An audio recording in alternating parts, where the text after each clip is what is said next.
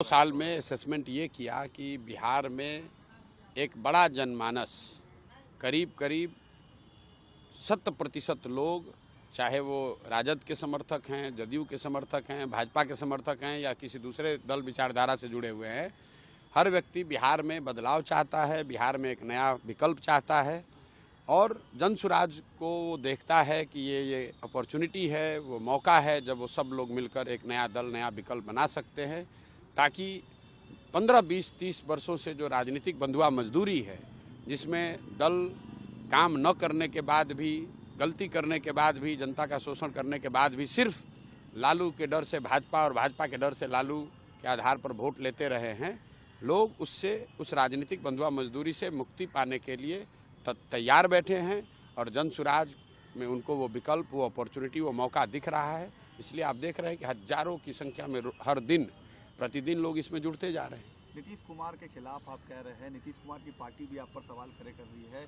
कि आपके पास पैसा कहां से आ रहा है, आप कैसे चुनाव अब छोड़िए, नीतीश कुमार का अब राजनीतिक जीवन का अंतिम दौर है। जो लोग सवाल खड़ा कर रहे हैं उस पर तो हम रोज जवाब दे रहे हैं, आपको भी देंगे।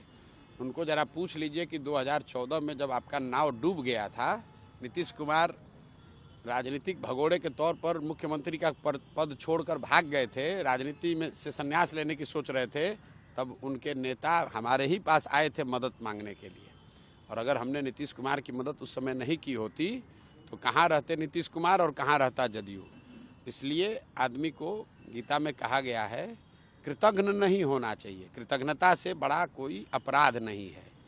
तो नीतीश कुमार और जदयू के लोग, कम से कम दूसरे दलों की छोड़ दीजिए, इन लोगों को कृतज्ञ नहीं होना चाहिए, क्योंकि अगर प्रशांत किशोर ने कंधा 2015 में नहीं लगाया होता तो न वो होते, न उनका नेता होता, न उनका दल होता।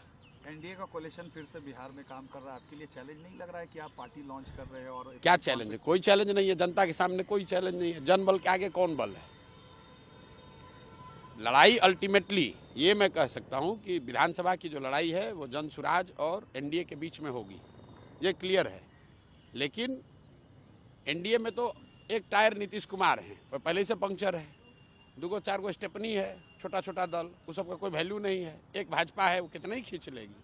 आरजेडी को आप चैलेंज नहीं मान रहे बिहार में? लड़ाई एनडीए और जन सुराज में है तो आरजेडी को क्या मानेंगे? आरजेडी तो लालटेन है जिस बिहार में। सर किसने कहा कि बड़ी पार्टी है? कै गो एमपी जीता है?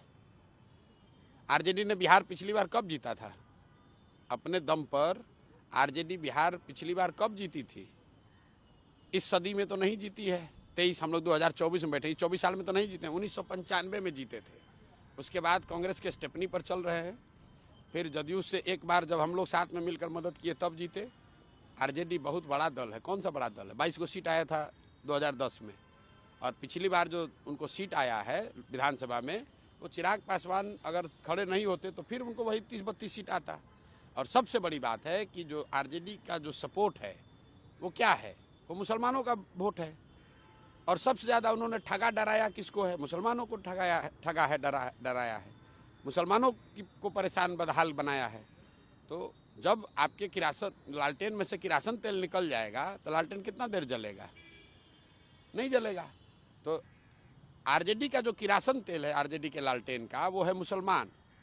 और मुसलमान ये समझ गया है कि हमको सबसे ज़्यादा प्रताड़ित करने वाले, शोषित करने वाले, हमारे बच्चों के साथ घात करने वाले लोग ये आरजेडी के लोग हैं, और वो बड़ी संख्या में छोड़कर इसलिए जनसुराज में आ रहे हैं। और आप देख रहे हैं, आरजेडी ने पत्र लिखकर अपने लोगों को कहा, जनसुराज ने तो पत्र नहीं लिखा है कि भाई आरजेडी, जनसुराज के लोग आप आरजेडी में मत जाइए। बी टीम होने का आप पर आरोप लगता है बीजेपी के? अरे भाई, आरोप लगाने वाले लोग जो हैं, ये 2 साल पहले करते, कौन है प्रशांत किशोर? चलिए बी टीम मान रहा है ना, अभी थोड़े दिन में ए टीम मानेगा, फिर पता है उसको चलेगा कि अब कोई टीमें नहीं बचा उसका।